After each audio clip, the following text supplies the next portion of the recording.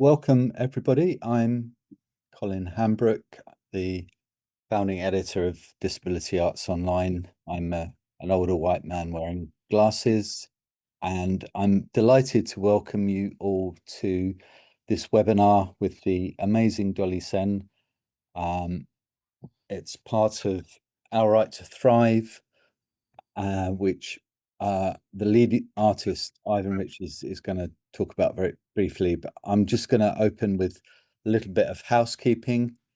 So automatic captions are available today, and you can access these using the CC button in the Zoom menu below. We also have BSL interpretation from Therese Graham and Pauline Ridgway. The session is being recorded and will be available at a later date. So if you don't want to be recorded and don't want your contribution to be part of it, then let us know so that we can edit appropriately. Please keep your mics off unless you're directed to turn them on or to ask a question. This is a relaxed session and you can come and go as you please, but there will be no break today. Questions can be posted in the chat, or you can use the raise hand function to indicate that you'd like to speak. There will be designated times to get involved. My colleague Kate is behind the scenes, so you can direct any technical issues to her in the chat. So without further ado, I'd like to introduce Ivan to say a little bit about the Our Right to Thrive project. Hi everyone, I'm the bald guy with glasses, older gentleman.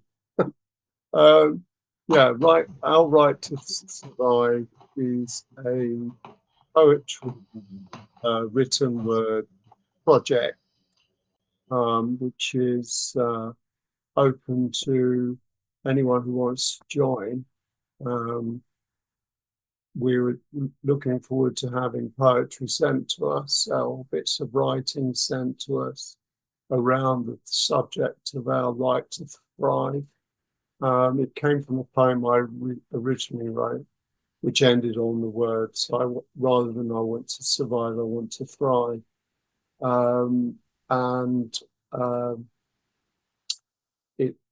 I work with music and poetry, and I'll be working with 5 other artists who poets who are, Dolly's one of them.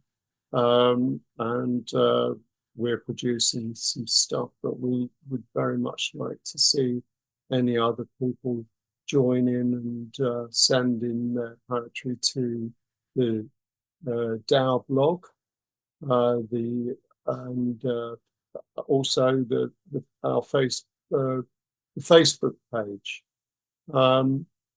I will post in my first music to it. It's a piece called Disable the Disabled. I'll post that in the chat. That was taken on the 30th of June when we were in Parliament Square, getting quite rowdy about and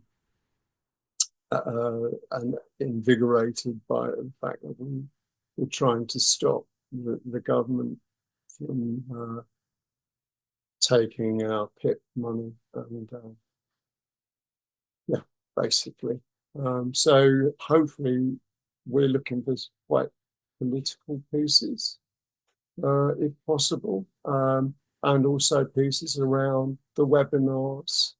Mixed Scarlets was last week, Dolly's is today, and I'm now going to hand over to Dolly. Thank you. Hello everyone, my name is Dolly Sen. I am also an older person. You know, it's the granny and granddad club really, hosting. I've got short dark hair that's peppered with grey. I'm a brown person. Got dark glasses and a dark t-shirt, and I think that's it. Yeah. Anyway, welcome. Welcome. Today we're going to kind of talk about different disability models and mental health provision and the mental health survivor movement. But we kind of do it in a way how it came into my life and how it affected my life. So kind of it's going to be delivered in that way. And at the end of after I do my talking, we'll try and create a new disability model of disability.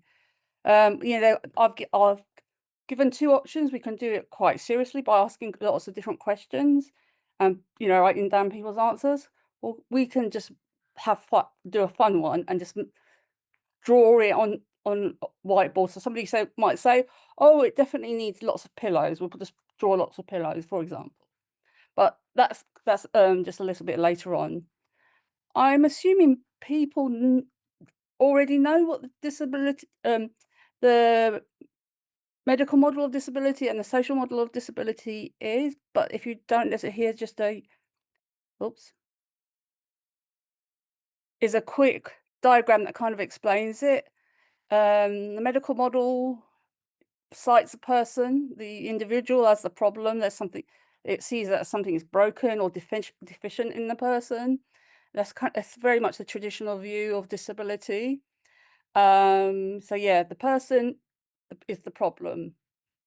The social model, on the other hand, said actually it's the there are so many barriers in the social space that disable people. So, for example, it could be stuff like the environment's inaccessible, attitudes are make it hard for disabled people to become part of society. So yeah, it's the social model puts the problem into the world basically. So that's a very, very quick recap of what those two are. There's also, so yeah, this is it. The pros of it, the social model, yeah, shifts focus away from what's wrong with the person to barriers that stop people accessing the world. It shows very clearly how barriers exclude people, and thereby, it provides a lot of meat to broaden the conversation and debate. So if you're vegan, I'll try and use a different metaphor. It has shaped some policy. And the cons is society, government, the status quo doesn't want to change. And it doesn't have to take it on board. And it hasn't. And we kind of have seen what's happened to disabled people. It actually, I would say it's harder to be disabled now than it was 20 years ago when I kind of came into campaigning. Yeah, things have gotten worse for disabled people despite the model. There's also the affirmation model of disability, and that kind of promotes a lot of self-acceptance and pride. There's joy in it. It challenges the tragic view of disability.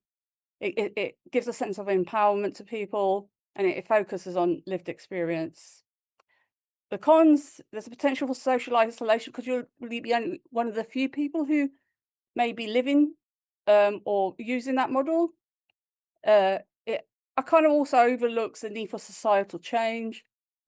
There's a lack of definition and structure. I mean, yeah, I've had to really kind of read a lot of different things to really understand it. Yeah, it may not resonate with all individuals. So I've just read off the slide for that. And yeah, the thing is, yeah, it, not first of all, not all disabled people see themselves as disabled.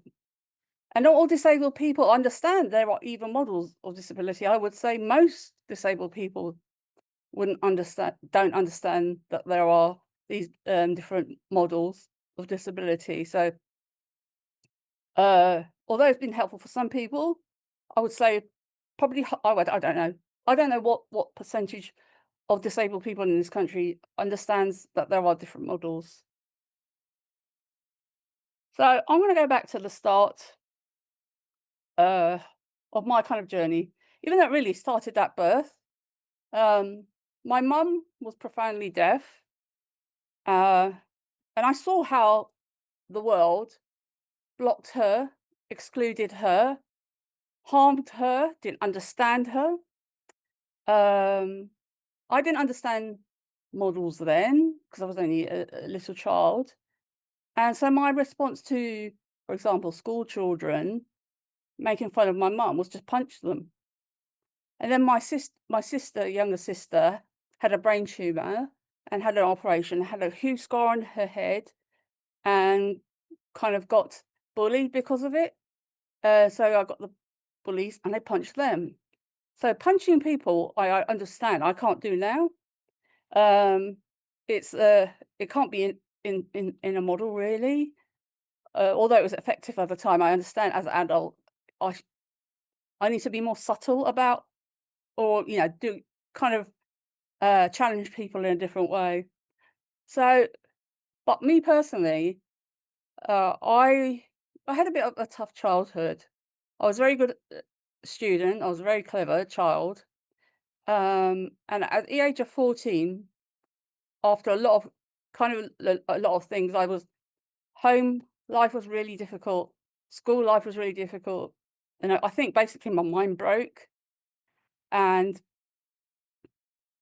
yeah, it didn't have any place to land. So I think it just didn't know what to do. It just imploded on itself. So at age 14, I had my first psychosis. I was seeing and hearing things that weren't there. I was believing that people in the TV were talking to me and blaming me for like world disasters. It was really frightening experience. Um, so yeah, it was so frightening. I would see like demons in my room threatening to kind of chase me or try to eat me. It was terrifying. Um, so when I eventually had what I was experiencing explained to me by a doctor, a psychiatrist, I was actually relieved. It wasn't demons following me or chasing me. There was a medical explanation. So at the time, I was very happy that there was a medical model. It became, it wasn't. It was a relief of it not being reality, not a real thing, and it was something that the doctor said they could fix. Um, they could fix my mind. So yeah, it was all. They didn't really talk about why I might have became psychotic. Didn't talk about the many layers of childhood adversity I had. I had all sorts of difficulties growing up. So yeah, I kind of I was relieved at the medical explanation of it. But being in the mental health system brought its own hell. It's not a great place, I would say. If you're, if you, the mental health system is the worst place for a mad person to be. That's what I will say. So I found the longer I had my psychosis, I began to think, yeah, I'm broken. I'm faulty. I was the problem. I was not made mad. I was madness made. Um, and the longer I kind of thought of was in the mental health system, what do I say? I realised maybe because of that, I didn't have a right to dignity, and I always was prescribed shame. So I kind of spent the next 16 years, from the age of 14 to 30, in my bedroom, too terrified to leave it, terrified of the world, and I did nothing, literally nothing for 16 years. So I wrote a little poem, but this is quite an old poem about shame on the mental health system, and it kind of gives you almost like a typical interaction with a mental health professional. Tell us your shame. Tell me your most shameful secrets. You're not going to tell me? Then you must be sick. You need treatment. You need my expertise. My expertise means I can have no shame. I'm allowed to hide it. but you must always tell me yours. Must I restrain you to protect me from myself? Here, have some shame to drown you. You must engage. You must engage in your shaming. I do not know why you're not getting any better. So being in the mental health system and being in my room for most of the time, I started to kind of do little bits of writing, little bits of, drawing to kind of make sense of my life really, which was the kind of genesis of my art and writing career. So I wrote about poems about loneliness to feel less lonely. Um, yeah, when you're in the mental health system and you've got a mind that's not the usual mind. Nobody tells you. You think you're the only person who's being treated badly. It's only when you talk to others you realize actually everyone's being treated badly. And it's this all these good ideas in the mental health system. There's always has an undercurrent of coercion and violence. There's always a hidden violence in treatment. So this is what I think I did a few years ago. Uh, they do use restraining uh, in the mental health system. And, this idea of, you're not engaging. Well, there's a reason I'm not engaging. So I did this. Why aren't you talking to us? Why aren't you engaging in our therapeutic relationship while they're holding that person down? So and writing was helping me make sense of the world. And actually, I came to a conclusion. This is one of my first kind of digital pieces of art that that uh, kind of relating to the medical model. Actually, I wasn't a broken person. I didn't have a broken mind. I had a broken heart. All the stuff that had happened to me as I was growing up in life hurt me basically, and hurting heart was being just pathologized for hurting. Yeah, so life had broken my heart, and the mental health system broke it further. So yeah, that's why I did this piece of art called "Pathologize This," and that kind of shifted my thinking away from. And at this point, I didn't know what the medical model was, and I didn't know what the social model was. But yeah, actually, I was thinking it's not me that's the problem. It partially is could be my, be like I could take control of some things, but actually the majority of the problem was outside of me. So art helping me when I was 30, the day of my 30th birthday, I just decided, psychiatry isn't going to save me. If I was going to be saved by psychiatry, I was going to wait a very long time. So I decided to make a choice on my 30th birthday is to take my own life or really just go for life. So I went for life with as much verve as a very, very scared person could, but I just kept moving forward. Even when it was really scary, I just kept moving forward. And so actually I started to go to mental health coffee mornings where people were discussing the social model. So I began to understand it. Uh, and I began to start writing, and luckily I was 30 in the year 2000, and so I was able to get Millennium grant to kind of do a community project that involved creativity. So that's my first kind of professional um, experience of creativity. So the first few years of my 30th birth, from my 30th birthday, I was able to do this. I wrote my first memoir called The World is Full of Laughter. I put on a play called The Acts of Madness, with the kind of tagline, "Who is directing this production called Sanity?" It's always a bad director, I have to tell you.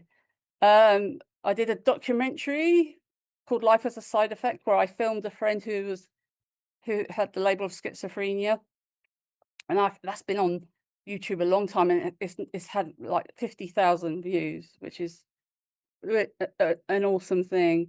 And when at the book launch of The World Is Full of Laughter, I met people from Mad Pride who, you know, who understood the social model, who understood the affirmation model.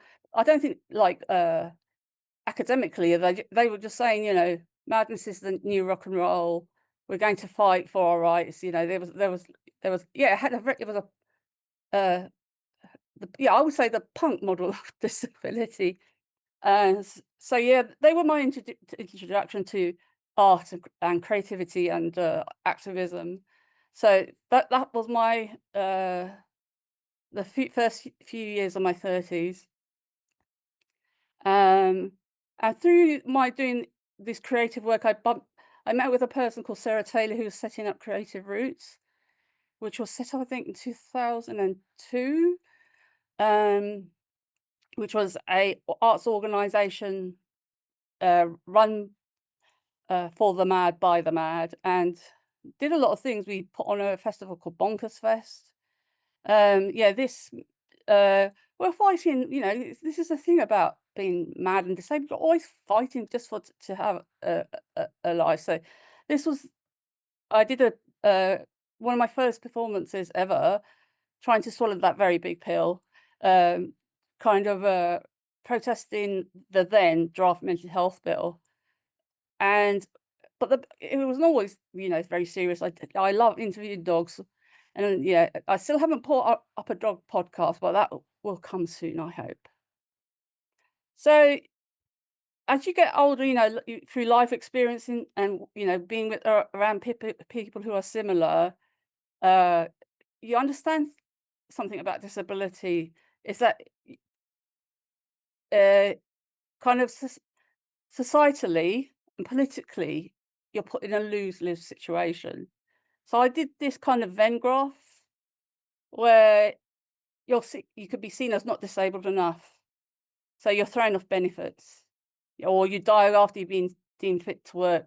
You're seen as a scrounger, but there's no jobs for you, and or you could be too disabled. So, like during COVID, you weren't given a ventilator. You have to endure social care cuts. Your independence is thwarted. You're seen as a burden, etc., etc. Yeah, and there's always assisted dying. And the right amount of disabled is the inspirational porn bit that you know the media just loves. Um, so I went from seeing that the problem was inside me to seeing that it's bigger than that. I was asked to be part of the Time to Change campaign, which was an anti-mental health discrimination and stigma campaign that had government money. And they had stuff like, oh, well, you know, let's talk about mental health over a cup of tea. And I just thought, oh, this is too twee. Um, I said, well, what would you if you went to the WI and I went there while I was quite psychotic. They go, hello, Dolly, what's your name? And I go, Jesus. So what do you do? Oh, I'm the savior of the world. I don't think that kind of conversation over tea would really have changed that person. In fact, probably would have scared them. So I began to kind of question why I was part of Time to Change. And when I started saying things like, you know, well, the government is the biggest discriminator of people with mental health issues, they stop using me. So that's why I created this piece. Um, so this was one of the things in their kind of publicity. It says, "How are you?" And the other person says, "Thanks for asking." But instead, I put, "Thanks for asking, but have you ever thought that mental illness may not exist, and what I'm going through is an appropriate and human response to either trauma or social inequality, and it's time to stop pathologizing human distress and to hold the individual responsible for the hell poured on them. It's time to change how we view madness. Maybe we don't have mental health difficulties. Maybe we have living in a selfish, unfair, and judgmental world difficulties. Maybe it's not time to change me or you. Maybe it's time to change the system." Yeah, they didn't like that either. Uh, the problem with a lot of good ideas that come up from disabled people and mental health survivors is that they have good ideas, but those ideas are always co-opted. So the recovery model was, created by mental health survivors, and it was a useful tool. Not the only tool people needed when it first came about, but it was a useful tool to kind of find, like it says, what are your dreams? And how can you reach them? It was that kind of thing at the beginning.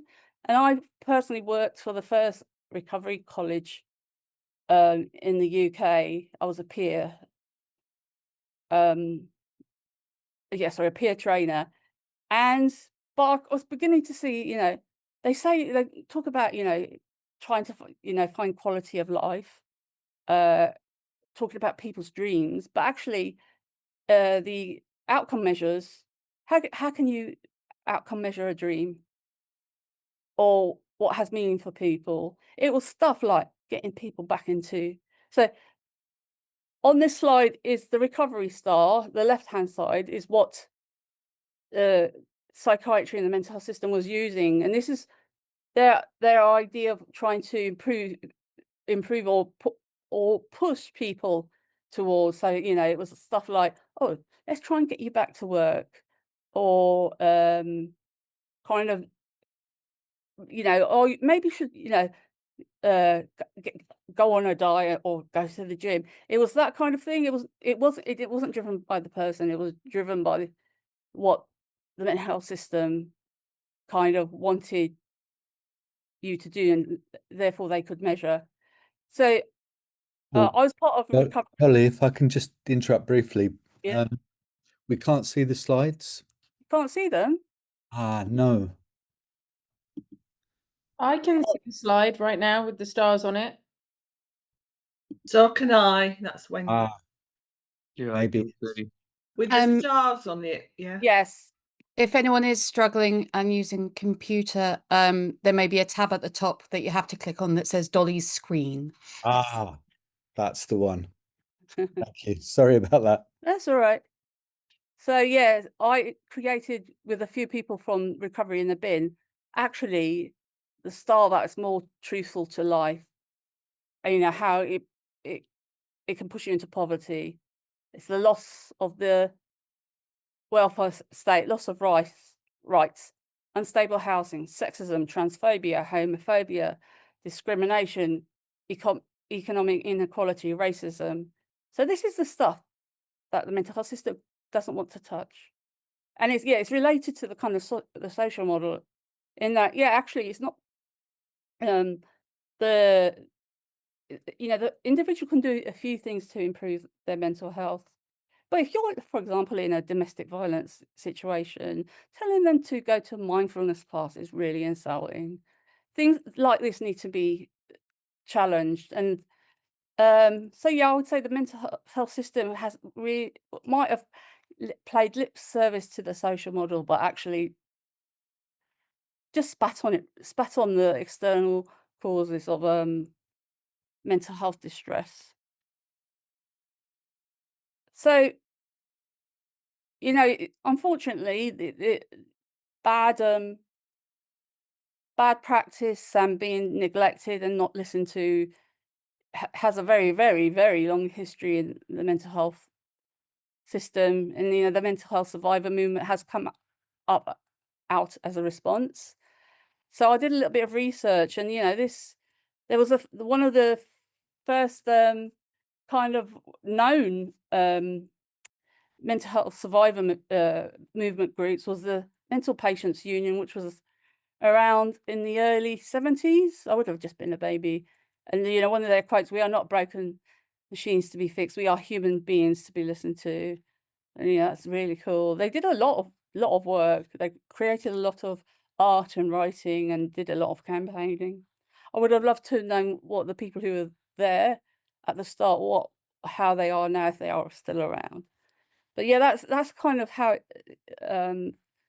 stuff started to happen in this country. But you will find, that there were other similar groups before them as well. But this was one that has had receive publicity and stuff. So all this kind of helped me understand my place in the world as a mad person, as a disabled person, and as an artist. So I understand, you know, that I have the right to ask that my access needs are met. So for the first time, when I tried to list them, I found it really difficult, because didn't know I didn't know how to even start. So I asked a few other people, and they really helped me.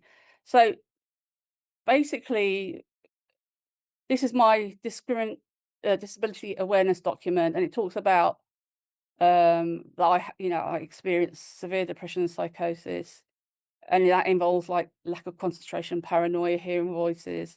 So therefore, when I'm like that, I can't really travel in public transport. So like traveling at peak time when the buses or trains are really full, I just can't do it. So I say either I need to travel at a different time when the things are empty, or I go into first class.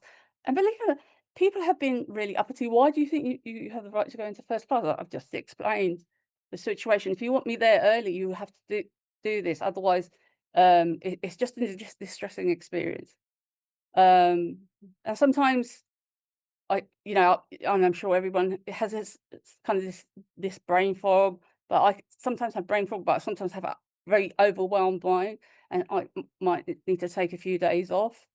And sometimes to the point I can't really communicate. But so with a few people I know, if I'm not feeling great and they're worried about me, the way I tell people I'm not feeling great is just I'll send them a text with just a cross.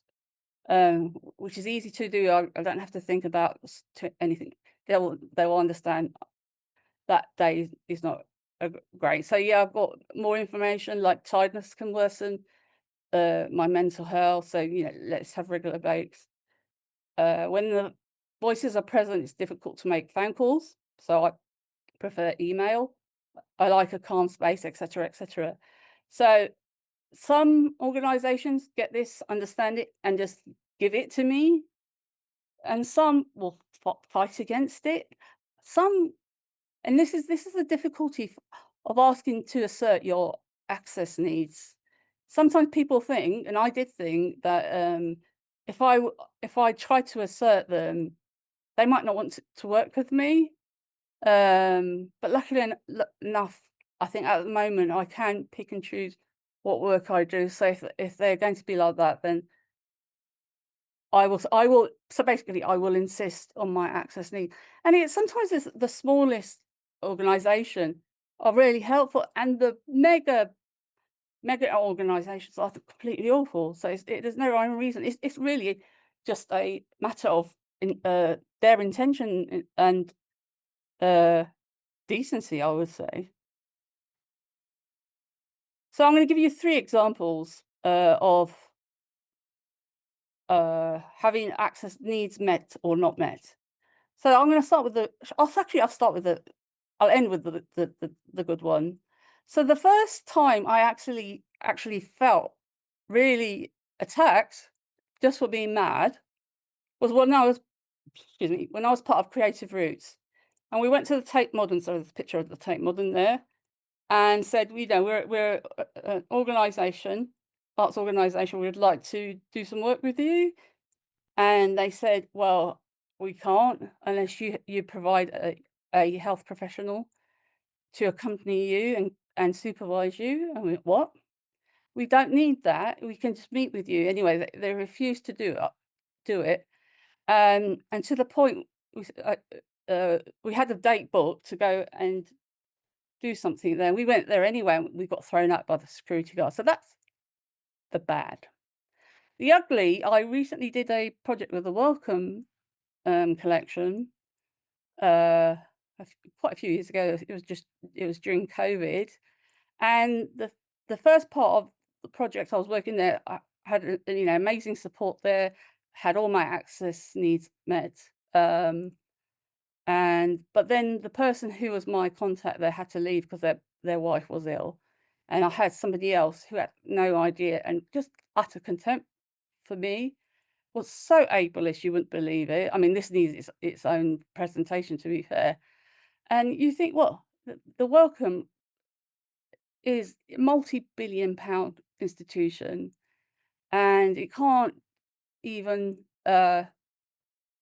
ensure that all its workers understand what ableism is and things like that. And they can't claim ignorance there, because I've done work for the Welcome where I train people who work there in kind of uh the isms, racism, homophobia, and the ableism.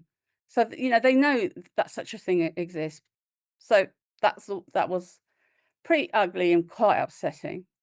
But the nicest one was when I did an event at the Salisbury Playhouse, and I gave them my list of requirements, no problem.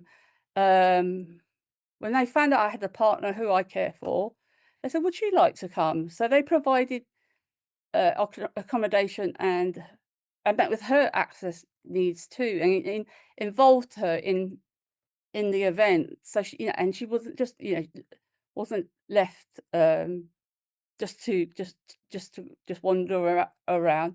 She became part of the event, and they were just so kind. They made sure the hotel wasn't too far from the station.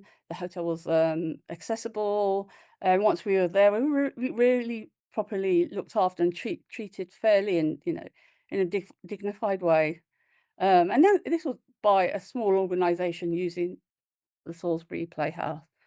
As a side note, this was a week before the poisoning, uh, and Alison, my partner, and I do worry that where we go, there will be trouble behind us. There has been kind of legal things that have been put in place to supposedly help disabled people. The Disability Discrimination Act of 1995 and the Equalities Act of 2010. And it talks about reasonable adjustments, which is such a vague turn of phrase that it basically both were acts without teeth. So I kind of I actually did these two cartoons on Disability Arts Online. They're both kind of pen drawings. So there's me drawn, me um, me sitting on a chair with a man behind the desk, and he goes, "Dolly, you can't put down the neoliberalist oppression of disabled people as a reasonable adjustment."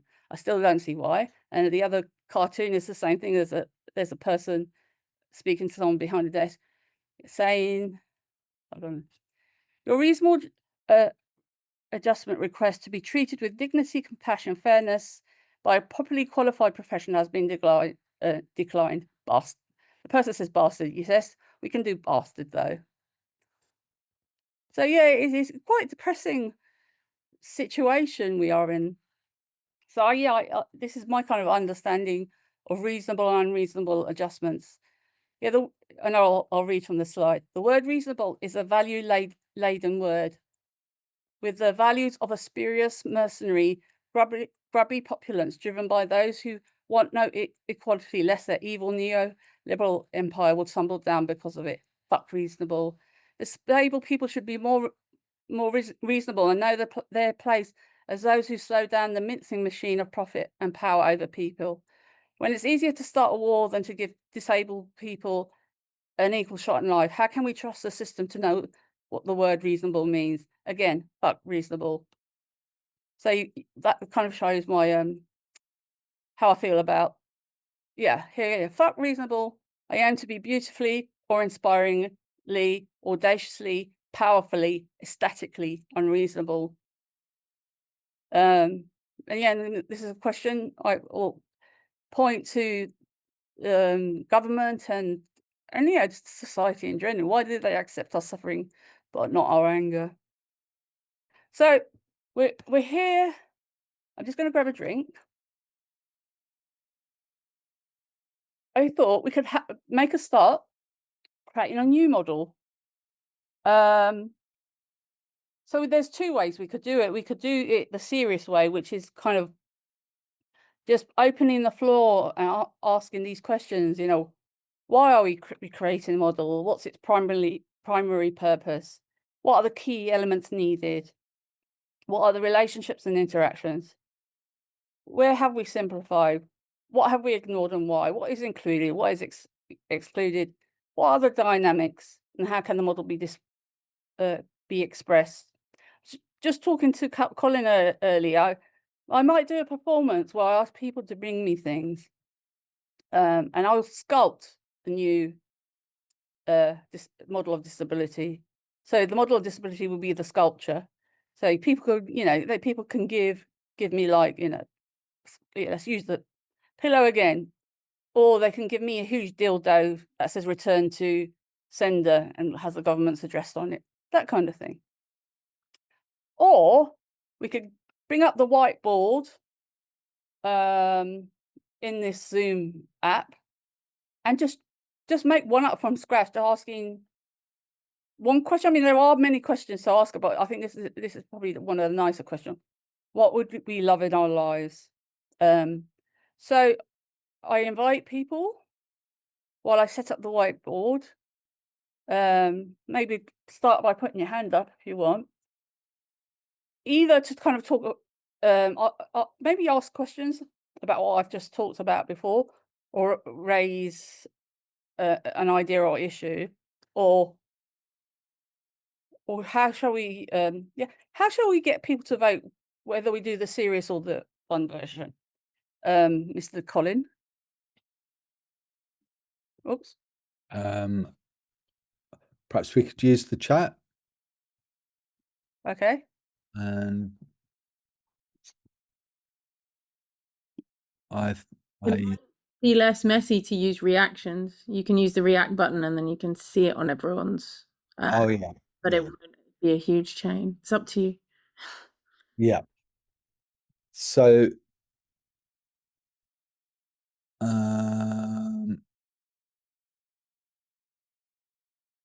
yeah, who has got a thumbs up to the serious approach to asking questions?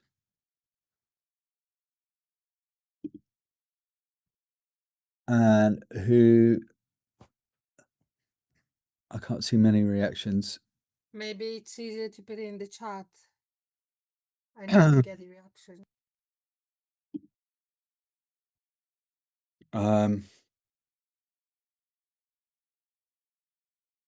Yeah, Laura says fun version, please. Shall we go for the fun version? I think we should go for the fun version. Okay. I'm just trying to find out how I got to the whiteboard before.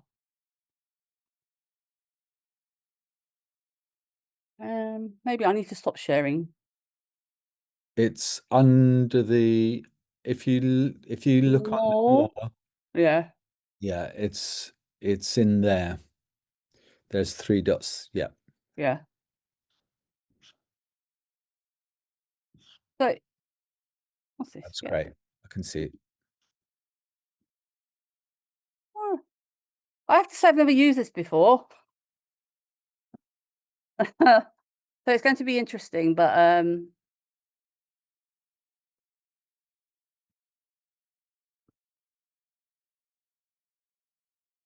Okay. yeah, not enough. Yeah, enough money, not a lot, but enough not to be terrified.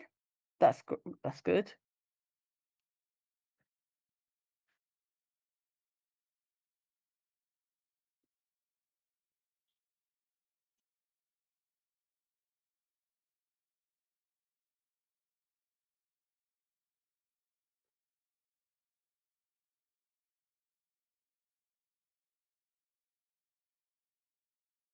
Okay.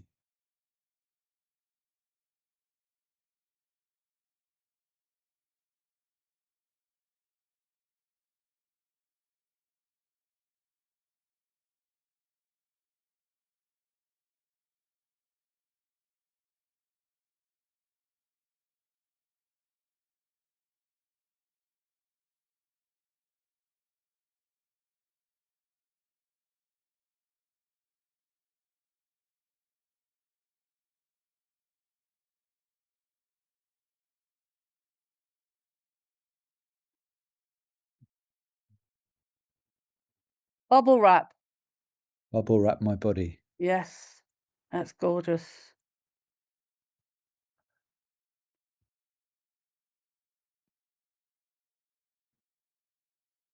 Freedom or Eden.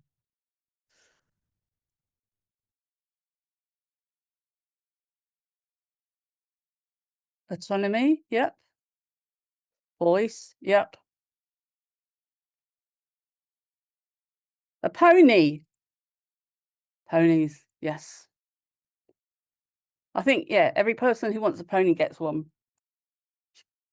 Easy, healthy food. Yep. Because unhealthy food is easy. Healthy food is not easy.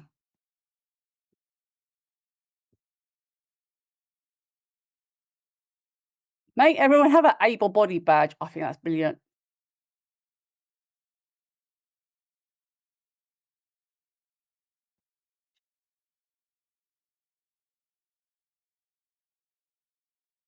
Not to have to justify my existence. Yeah. Yep.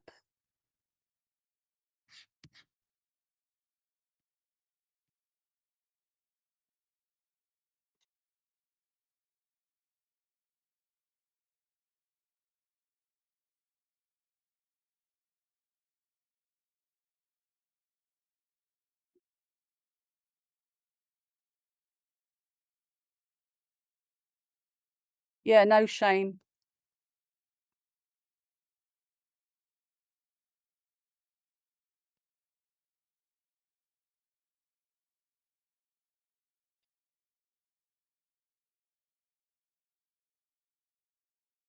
Keep smiling and ignore. Stop assessing me.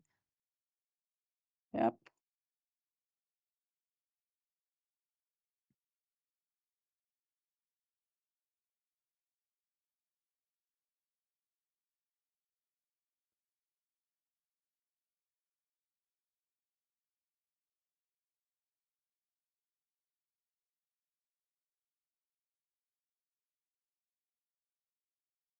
Value of experience and disability and how I cope with. Yeah, I know my story better than you. Listen to it. Yeah. And how I cope with my impairment. Yep.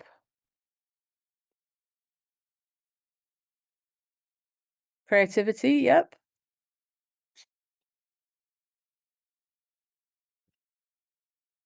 We'll stop doing this in a couple of minutes and then we'll open for any kind of questions or discussion. But look, this is we almost created quite a fundamental part of a new model.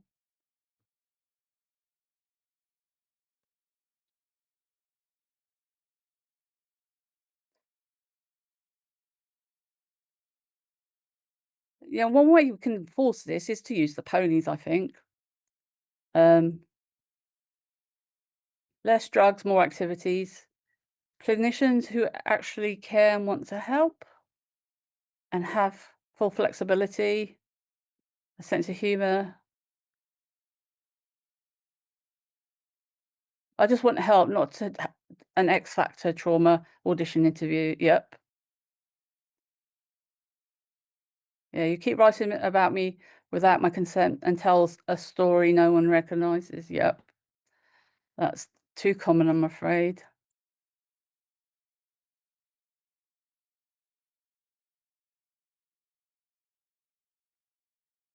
There are some great comments in the chat as well. Okay. I have value as a member of society. I have a unique experience of life, and I'm proud of how I deal with my impairments. I would love some equality Velcro. Ooh, what's that then?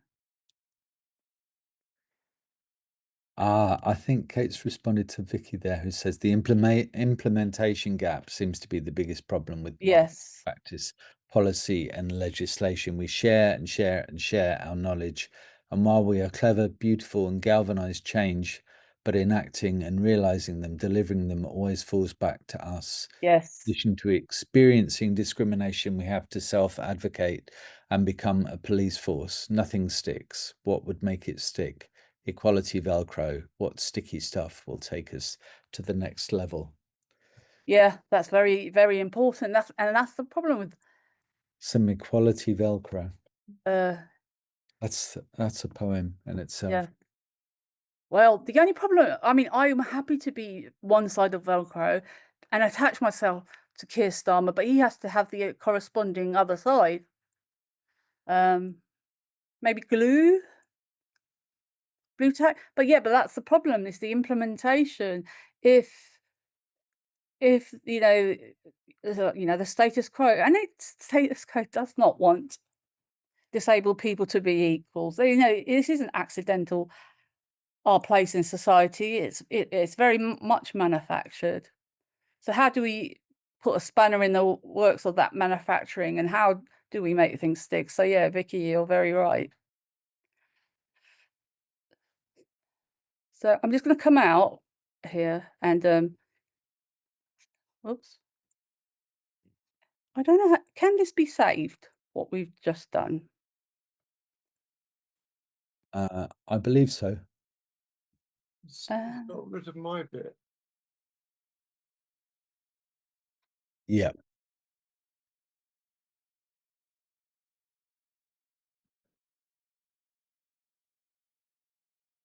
So let's- I've exported it as of now, Dolly. Okay, all right, thank you very much. So let's come out of this actually, but thank you so much for everyone who's kind